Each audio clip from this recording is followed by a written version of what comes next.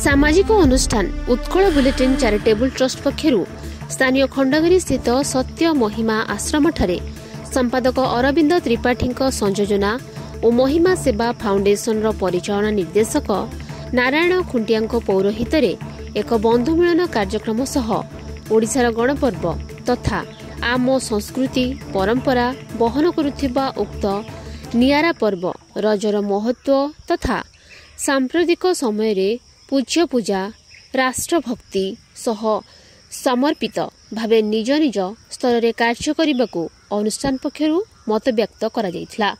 अनुष्ठान उपदेष्टा सांबादिक मदन मोहन पाढ़ी रीना महांती एही अवसर रे समाज सेवा पाई प्रज्ञा पट्टनायक को संबर्धित करने सह नूतन सदस्य भावे राजलक्ष्मी कर और वनजोत्स्ना भुजबल को परिचय पत्र प्रदान करथिले।